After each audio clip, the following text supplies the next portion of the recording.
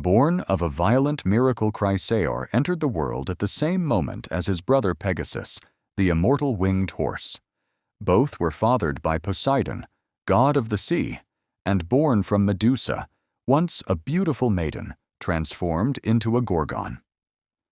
When the hero Perseus beheaded Medusa, the two children sprang forth from the wound, Pegasus rising into the air, Chrysaor stepping forth fully formed, a warrior destined for legend. This moment marks the beginning of Chrysaor's story before he sets sail toward the distant island where his fate unfolds. Hello, I am Kallirhoe.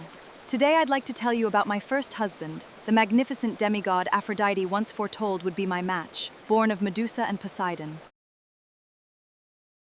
When my sister Zeuxo came running to announce that a ship was approaching our shores, something in me stirred. I felt, with a certainty that reached down into the waters I governed, that this might be the man Aphrodite had spoken of. My sisters Calypso, Rhodia, and I hurried to the coastline to watch the ship's arrival. A towering figure in golden armor stood at the helm, guiding the vessel with effortless command. The moment I saw him, I knew. This was him. We watched as he and several crewmen came ashore. He was immense, radiant, and impossibly handsome. I think I loved him from the first heartbeat. When he climbed up from the shore, his eyes found mine, and my sister's. In that instant, I knew he was no mere mortal. He could not have seen us unless we wished for it. I introduced myself and my sisters, then quietly dismissed them so I could speak with him alone. He told me his name was Chrysaor, and that he had seen our island in a dream and followed it across the sea. As Poseidon's son, he would have commanded the winds with ease.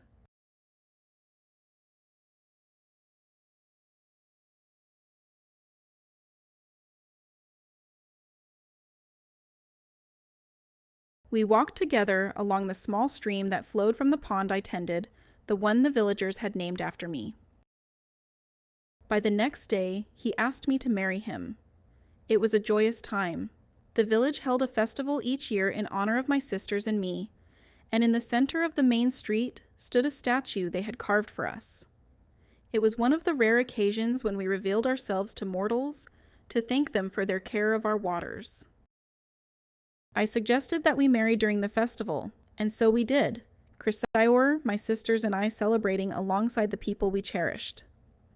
From that day forward, at every wedding on the island, the guests would raise their kylixes and say, "A toast to Kallirhoe and Chrysaor."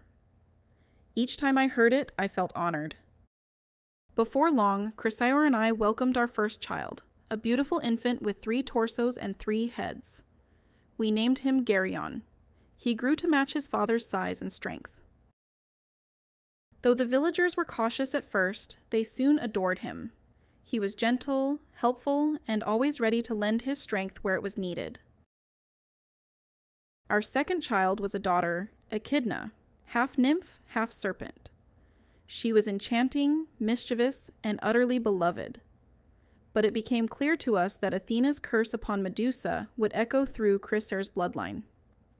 Our children were beautiful, but touched by that ancient wrath. Not knowing how future children might be shaped by the curse, we chose not to have more. Chrysaor was a soldier, but he loved the sea as deeply as any son of Poseidon. Erythea was a poor island, visited by a single trade ship each year and vulnerable to raiders. That changed when Chrysaor arrived. He oversaw the building of docks, taught the men shipbuilding, and soon our people had vessels of their own. We began trading across the Mediterranean, and kingdoms sought our ships, crafted under the guidance of Poseidon's son. Then one day Ares, god of war himself, came to our island. My heart sank as I saw him speaking with Chrysaor beside the waters I tended. My fears were justified. Ares asked my husband to lead men into Iberia to restore order. After years of conflict, Chrysaor succeeded and was named king of Iberia. I saw him only a few times after that. Once when he was wounded and asked Ares to bring me to him, and twice more through the grace of my friend Aphrodite. I could not remain in Iberia. My strength and duty were bound to the waters of Erythea. Chrysaor, though aged, was still magnificent. He vowed to hunt down Hercules for murdering our son. I heard he never stopped searching. Not long after, Hercules killed a son of Ares as well. Enraged, Ares confronted him, but even the god of war could not overcome Athena's protection. She blunted Ares' spear.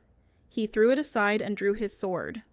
Once again, Athena shielded Hercules and allowed him to slice Ares in the thigh. Wounded and humiliated, Ares fled.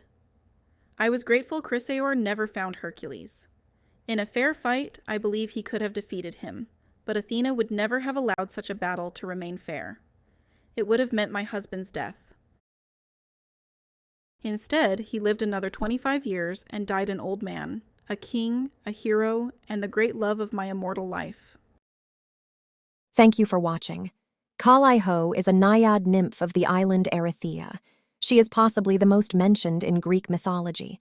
Medusa was her mother-in-law and Poseidon her father-in-law. Her daughter to her first marriage was famously the mother of monsters, which made her grandmother to some of the most famous monsters of all time. On this channel, she goes beyond what was written to give her memories of what happened. We hope you enjoy and subscribe.